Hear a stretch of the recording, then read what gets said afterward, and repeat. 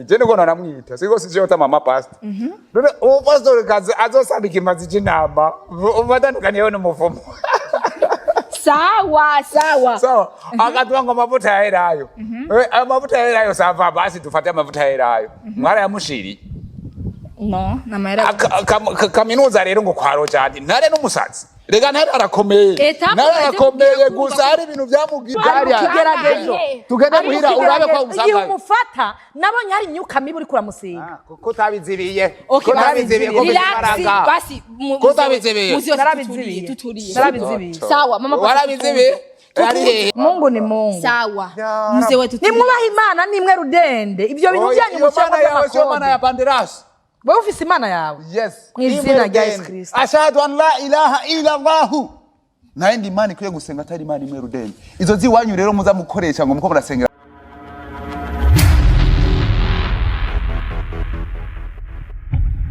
Hello guys, what's up? Kulimo kufanya mkono nice behind kama tungona mtipo wacu Alexi. Hama guys wazi uko je nice ngenda nisi bangushaga nataka vitu biko frappe biko shosho. Hama murazi ko ndidasutwa na rusubusutwa. Bambwiye ati uko ubu kwa bantare bari mu nama. Ko biko biraba kwa ntare murabizi. Ndavuga ati ibintu by'inama sinoreka kujayo. Ubu nyene nshitse yo ko bantare ni hajya ndagiye nciye ndamusanga mutama wacu Banderas na mama pastor. Ndavuga ati iyo nkuru no yireka. Jewe ndasutwa ndabasabye baranyemeye ko twoyaga kugira batubwire ubu yarahakana ko ntarata ufise umuntu awafise kandi inama kwa bantare yabaye shosho n'induru sinzi ko muyumva hariya reka tubakire barege batubwira mutama wacu assalamu alaikum.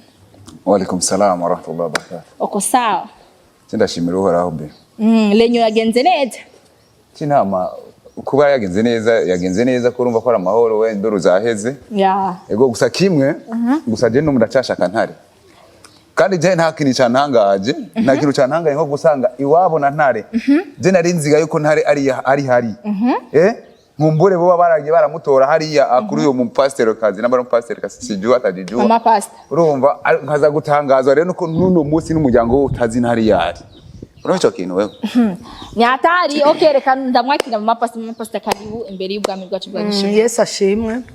Yesu ashimwe cyane mu gihugu cyacu cy'u Burundi cyatwibarutse ngira ndakubwiza ukuri uwo mutama Banderas Imana iramukunda ni Banderas ni Banderas nta na kimwe Imana iragukunda cyane kuko urumugararizi haba mu vy'Imana urumugararizi wewe wanzaniye ujya mwana w'umuhungu niwe wamuzanye cyangwa ni Imana ari yamuzanye ndakubajije ujya mwana w'umuhungu jiwe nabonye haje abantu barugurura neza ku muryango nka saa 9 y'ijoro ko ndamuvyukira saa 11 mbanje kumusengera naramuhize ndamubura cya ndiyumvira ati none wa mugabo yaza iwanje aza gutera induru ngo ndamumuhe ubwo si wewe bamufise ariko Imana inyereka we kuri no mu kigerageza gusa mama pastor turetse ngaho reka niko nauliza siti watura hama mama pastor tutarinde kubeshanya igihe umumagara bambye ati nice nyaragasa uri kurambira ivyantaye twasanze ajyana nkuga none ubwatsi ko mutama Banderas yamwivye gute kandi usanze huga ntuzi ko nakubwiye nese nabuguruye ntimwaravye indani ntuzi ko wahora umugemurira uyu mutama ashobora kuba nyika cyane umurozi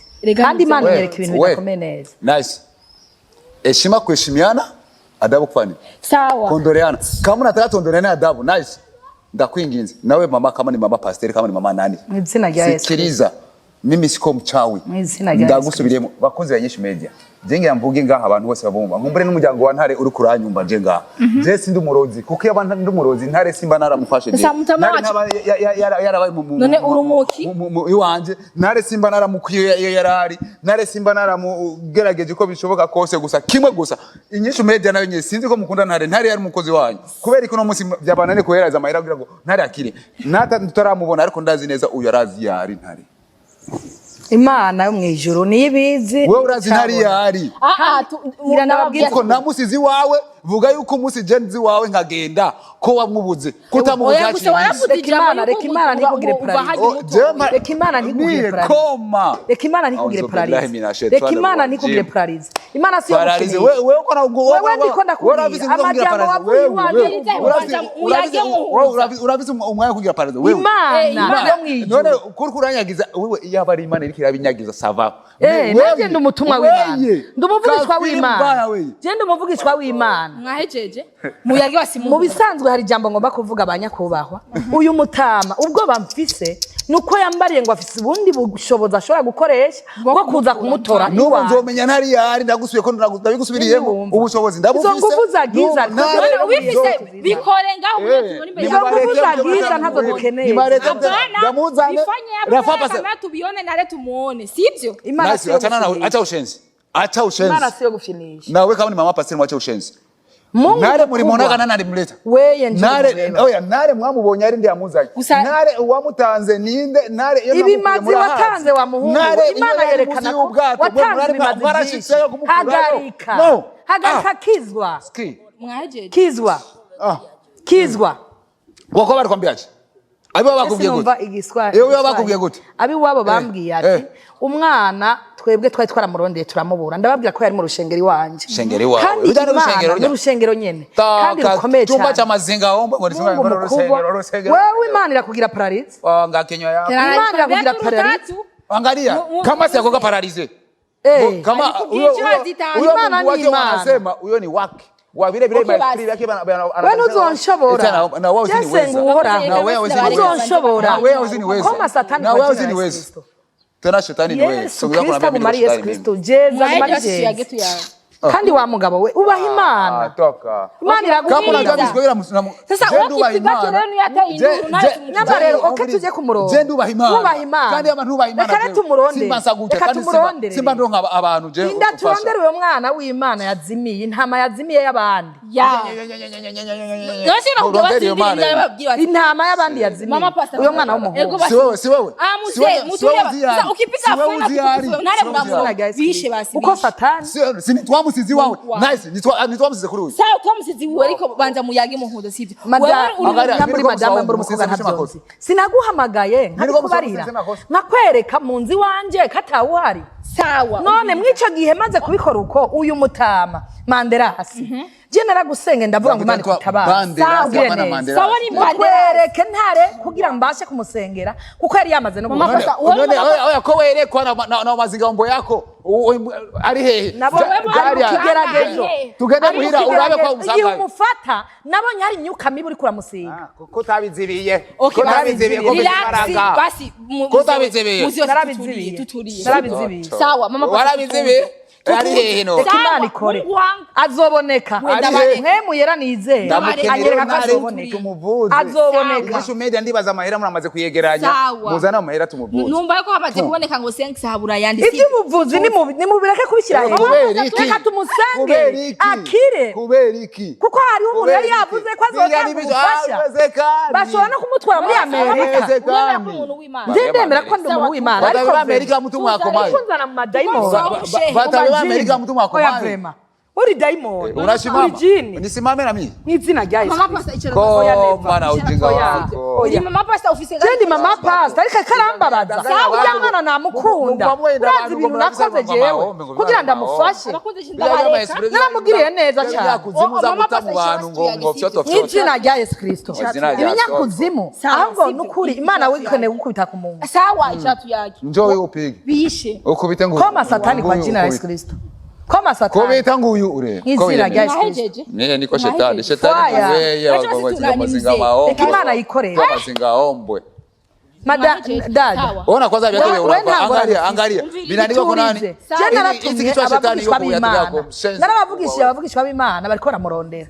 Kumwico gihe rero kiruko kiragenda neza. Uyu mupapa sindiko ndavuga ngo ni wewe baraje kugurura ariko hashobora kuba nabi wabo bashobora kuba baratwaye ntari. Oya none ntayo ni turi wabo baba dubabangaza nana ko baba atari ko baradoza sinamye kubasengera bambwiye kuba hari bigerageza mama pasta murude kubinzira basi namye kubasengera uzingambo yako wavuga ati yuko wowe uri daimon birizeka tuyaga turonka umuco uyo tuza kumuronka he mita bitoka mo n'ibini biyaci ndabireka ubivuyemo nta muti wavyo wowe sawa rero wewe waduhamagaje ujije ntare wewe waduhamagaje wewe uvuga ati yuko ntare atawufise sibyo turavyo na mutaba wacu kuvuga ati yuko atawafise wakavuga ati yuko igihe umpamagara uravuga ati uranyereka mujye ngo nasanze hugaye na wina ni Banderas nayo uruhande rwiwe ararahira yuko yarahiye n'imbere y'Imana umwana we ko mubura yuko ntari atamufise samugi mudahujije ntari tuwo muronka hama mama pastor we mu gihe cyose mamanye na ntari warumaze kumufasha iki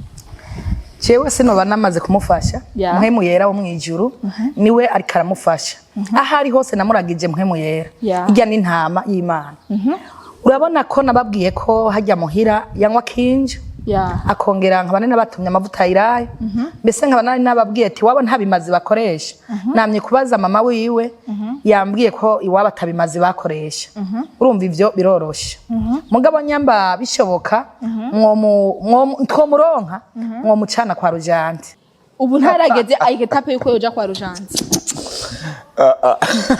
mzee umvira nituko turatwingana umuntu wese kavugirira umutima reka nawe ndakubaza hama mutama Banderas narumviye yuko hari amahera we yagushikiriye ubu nawe habuze iki kugira ntarakire ngoja kwanza nimaze kucheka rero umuntu namba ari mama pasitori namba ari mamande mama maombi je niko namwita siko sijota mama pastor rero uwo pastor kazi azosabika imazi cinama ubatandukanye yone muvumo sawa akatwanga amavuta yaherayo amavuta yaherayo sava basi tufate amavuta yaherayo mwara yamushiri no namahera kaminuza rero ngo kwa Rochadi ntare n'umusazi rega ntare arakomeye gusa hari ibintu byamugiye ngo bisaba ko bivugwa na mutama Banderas afashijwe n'umukongomana raho ibyo bimazi muvuga ibyo bintu by'abadayimoni ibyo bintu by'abadayimoni tuvyemera ugerasizwa amakosa none habuze iki Banderas kugira icyo kimazi cy'intama wagisabiri jewe mu kuyisaba iyo ntama uri umusenzi iyo ntama yanditswe no muri Bibiliya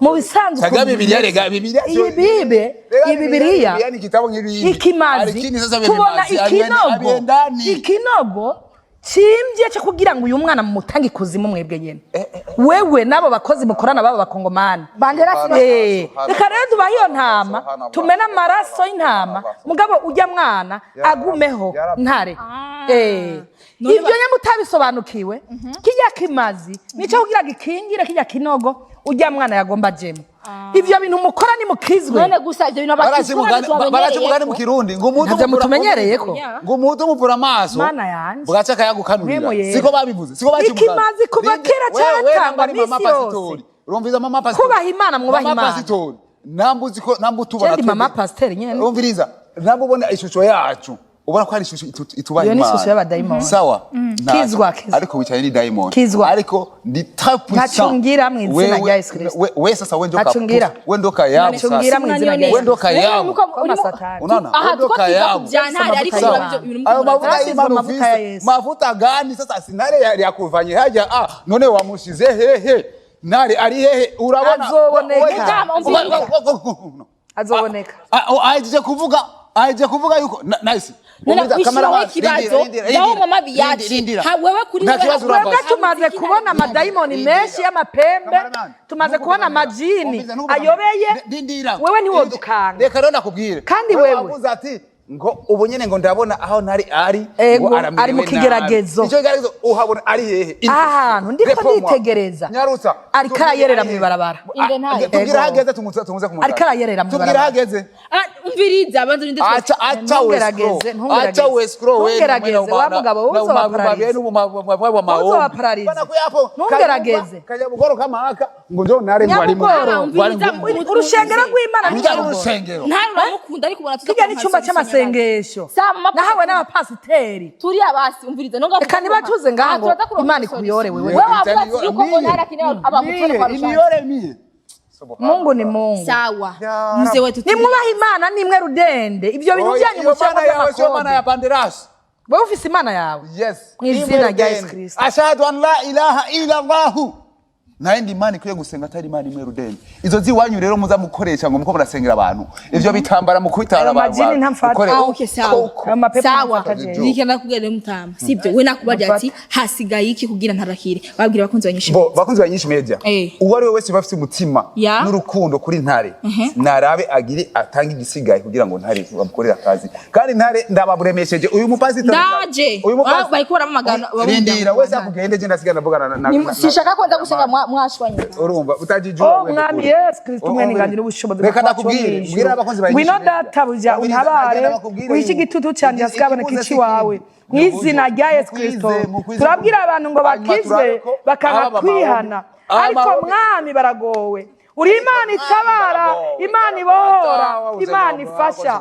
Twaravuze ngo hari benshi bazogarariza uhoraho, ariko Mana ufise ubushobozi, ufise imbaraga, ufise uko bigenza. Twereke mwami aho mwami Yesu Kristo uyi ntama yawe iri, uzoba ukoze mu izina ryawe ryera, amena. Imana irerekana uyu mwana agomba kuza.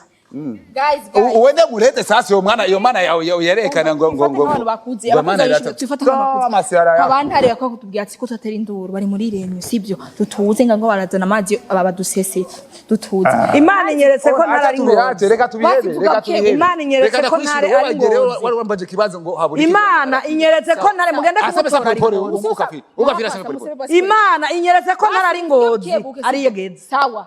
Amen. Kandi wewe niwe wamujana. Wewe twari ngozi. Wewe wa mugabo. Pole. Sije pole. Kuratwe. Naisha. Mina cyera sababu wewe uko mnyama mudogo uramuzana. Urakanu gatoya. Jewe ndimo Mesiya. Ndimo Mesiya. Wewe urashaka Mesiya. Mama pasta wono uri umuntu w'Imana. Muneka amajambo nyambari. Nituvugana n'abadayimoni ngo baceceke niba bakeneye guceceka. Mu izina rya Kristo. Kuna daimoni ko hapa. Jamani. Nice. Hari diamond iringa. Nabaomba. Hari diamond iringa. Namba ni diamond reka mabuke sawa. Pata mali upate akili, zikose upate akili. Usijue kama mimi na Nyamanza Kiswahili na kijua niko Mtanzania. Sawa. Tuza basi. Hello. Wewe unakuwa Mtanzania, acha tuzunguza Kiswahili faswa. Sawa. Umejua eti Nile muje kwime mbele ya kamera. Ngoja. Ngoja. Nice, ngoja. Unamaza kuzungumza kuwa unaona ntare kama iko ngozi. Iko ngozi mkoa gani tukamchukue? Enyishu media na waombeni franga zemusha kuwa nazo za kumchagia ntare mute mnachukua ndani nauli mkamlete ntare sawa. Mimi nakubali ntare kumutibu kwa bure. Wewe wampamagaye kugira ngo mushire ku mateleviziyo. Jenda umukozi w'Imana. Hapa ika hapa izina rya Yesu Kristo. Unaenda koma satani ona unamsebanzi nicara n'abachokora. Mimi nakuzidia nguvu sawa. Turavyemeye uko nadanganya watu. Sawa ndiko kwangu bakwiduru reka nibatwirukane bahibiye akarimwiriye nyoshaka nawe ndabusaba ikiganiro Naisha mbonye numvise kwagiye gutora ngo umuntu agenda kuvura ku airport nawe nawe kumusaba ikiganiro kugira duha umuco reka tureke gutera induru z'abantu. Jera babwiye ati rero umviriza nababwiye je mukumarira rero kugira ngo sezera abakunzi ba Inyishu Media ivi achaende ore kafiri ngo ni mama pasteur sawa. Utara babwiye ukunda wese ntare umuvise ko umutima ntare ndagisubiyemo ni murabe muheraheze uburyo jana babwiye ati namworo nk'inusu yazijya miliyoni 5 je ndi tayari kumuvura ntare ndi tayari kwisakrifia kuja ni sakrifio bwa mbere kugira ngo ntarakire. Okay, asante sana baba yetu. Reka dohetse ikiganiro namonye bahibiye akaringa X-ray bamuje manager wacu reka nawe naca duha umuco kwintu biraba Aisha nawe nari namuronze kuko nawe numva yarigeze kuvuga ijambo aravuga ati yuko ngwarango azogenda kumutora ntare akarimi ni kabe ariko nce numva yuko ngo agiye gutora umugwayi kuri airport mu Saudiya ariko nta ugenda ahantu ngo ntagaruke nyagaruka ndumiwe.